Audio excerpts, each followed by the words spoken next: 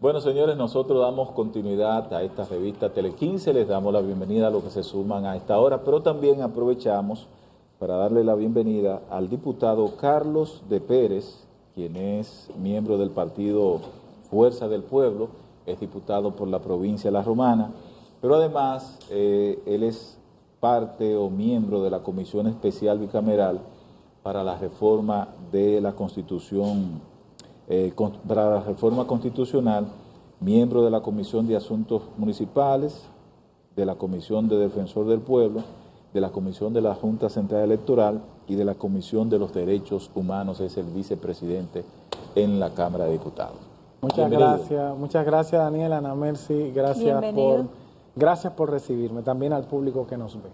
Por lo menos usted trabaja con todas esas comisiones en las que lo pusieron. Mire, ahí los diputados tienen una mala fama inmerecida, no hablo por mí, hablo por el colectivo. Todos o la mayoría trabajan mucho porque todos pertenecen entre 3 y 5 comisiones. ¿Ustedes van todos los días de la semana? En mi caso, de lunes a jueves tengo comisión. En el día de hoy tengo 2 comisiones. A las 9 de la mañana, cuando salga de aquí, voy a la de Derechos Humanos y a las 11 de la mañana tenemos la bicameral especial que estudia el proyecto de reforma constitucional. ¿Esta es su primera experiencia? Como diputado, sí. De hecho, no había sido funcionario. Ok, háblame de esa experiencia, de ese encuentro de la Junta Central Electoral, que yo particularmente he dicho que no debió ir a esa convocatoria de la comisión.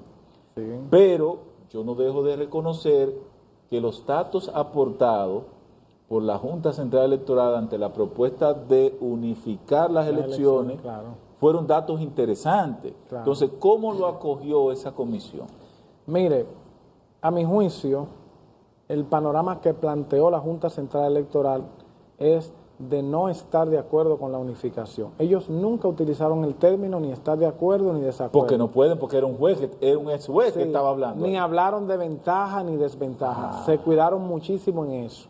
Ahora, si usted me dice que tengo que duplicar el número de colegios electorales, que tengo que buscar esos locales donde van a operar esos colegios electorales y que tengo que elevar de 86,000 voluntarios el día de las elecciones a 149,000 y que tengo que dividir los colegios que tienen de 600 electores a colegios que tengan 300 electores y que el primer escrutinio, el primer resultado proyectado para uninominal presidente sería como a las 8 de la noche y el primer resultado proyectado para diputados o regidores sería en la madrugada, es obvio que me estás diciendo que tiene complicaciones la unificación de las elecciones porque vas a tener que hacer 9 procesos de escrutinio en una sola noche. En una sola noche. Entonces, cuando verificamos los datos que ellos nos arrojan, la cantidad de recursos tecnológicos que se necesitan, la cantidad de recursos humanos que se necesita, obviamente de recursos económicos, el balance que a mí me dejó es que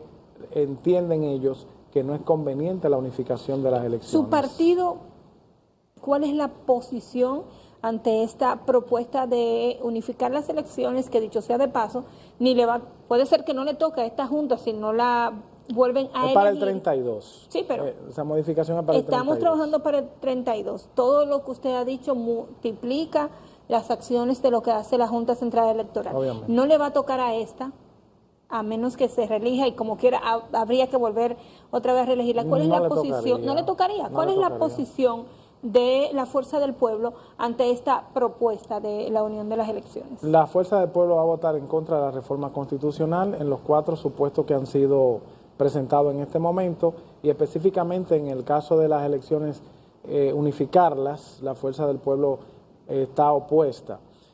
Pero va a votar, pero no hay una propuesta que le convenza a la Fuerza del Pueblo. Pero analicemos aquí nosotros las 4 propuestas que hace el presidente y veamos que de hecho ni siquiera tienen sentido. O sea, cuando usted verifica, ¿cuáles son las 4 propuestas que presenta el presidente de la República?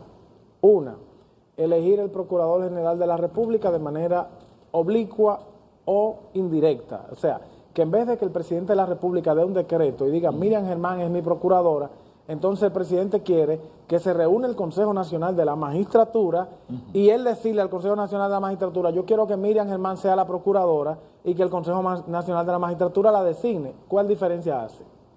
No, porque la idea no sería que vamos a una evaluación por el Consejo. No, si usted lee el proyecto... La propuesta presidencial. La propuesta presidencial es una sola propuesta del presidente de la República, ni siquiera de libre postulación, es una propuesta del presidente de la República, Sí, pero, ni siquiera es una terna. Pero como quiera el presidente lo elige. Está bien, pero ¿qué Pero sentido, si tú lo vas a cambiar. ¿qué sentido hace que lo elige el presidente directamente o que le pida a 5 personas, este es el que yo quiero procurador y lo elija? O sea, ni siquiera le manda 3 ni 4. Por favor, dígame cuál es la diferencia.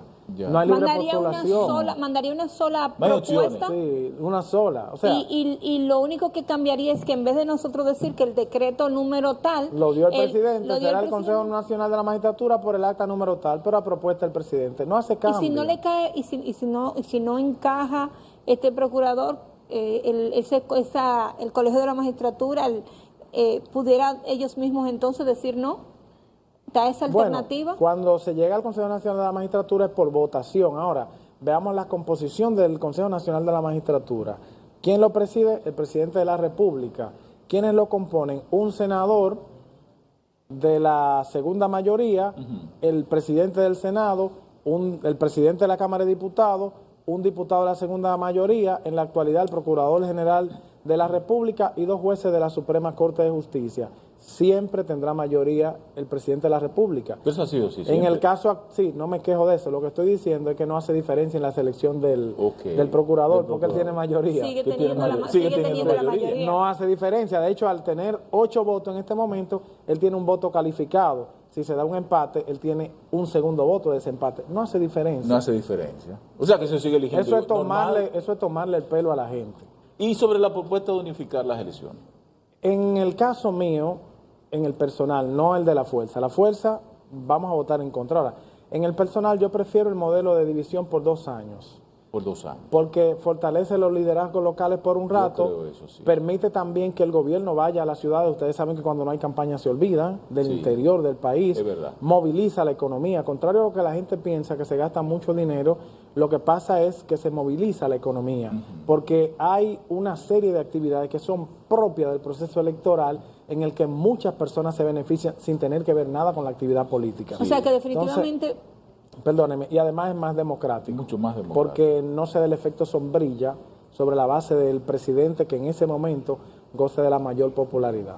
Yo no sé, no sé, usted es su primera experiencia, pero me llama muchísimo la atención cuánto luchamos los dominicanos para esta división de las elecciones. Claro, en el 1994, para zanjar la crisis democrática que se dio, Sí. esa fue una conquista. Y el Consejo Nacional, que lo extraño es que fue una conquista de José Francisco Peña Gómez, que Luis Abinader presenta como su líder ideológico, y él, esa gran conquista del presidente, de su líder ideológico, dice, yo no estoy de acuerdo con eso, vamos a poner la Junta. Para mí es rarísimo eso, es como una especie Desdiciéndose. es una especie de apostasía. De lo que yo creía que era bueno, ahora lo digo que no. Ok. Y el tema, por ejemplo, yo sé que no es en este caso competencia de ustedes como partido, pero al final debe haber una aprobación en el Congreso. Ayer se reunió la dirección del PRD. De y PRM. del Del PRM, PRM. ¿verdad? Es que El eso es PRD. Lo que pasa es que ese es lo papá. mismo, pero bueno. No, el PRD es el papá. Entonces, ¿pero qué ocurre? De ahí fue que nació. Está la propuesta de reducir 50 diputados de la matrícula de la Cámara. 53. 53. Es la propuesta. Pero ellos quedaron en 20. En 20. Sí. ¿Qué piensa la fuerza del pueblo? ¿Qué piensa usted como legislador, de manera particular y como partido? Dividamos. La fuerza del pueblo entiende que no se deben reducir. Que no se deben reducir. En mi caso estoy totalmente de acuerdo con lo que piensa la fuerza del pueblo. ¿Qué es lo que pasa? Que el artículo 4 de la Constitución Dominicana dice que el gobierno dominicano es esencialmente civil, democrático, republicano y representativo. Si dice representativo, quiere decir que los representantes representan un número X de ciudadanos. Entonces, ¿en qué beneficia la democracia que en vez de 190 tengamos 137 diputados? Sobre todo cuando tú lo proyectas que será en el año 2032, cuando seremos más dominicanos que lo que somos ahora. ¿Cómo ayuda a la democracia a tener menos representantes? No lo comprendo.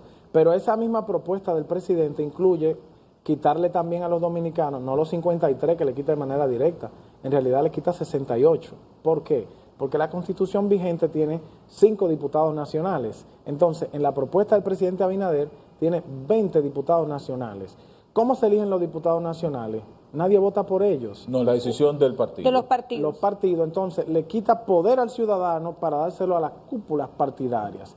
Yo pienso que 5 diputados nacionales, como está actual, está bien, para que las minorías puedan estar representadas, pero 20 diputados nacionales es para que los grandes partidos... que ese diputado nacional, que lo señale el partido, lo escoge el partido, que es una cuota que tiene Nadie a vota discreción por él, el presidente, no se mejor los arrete como usted. No sale a trabajar, no, nada de eso.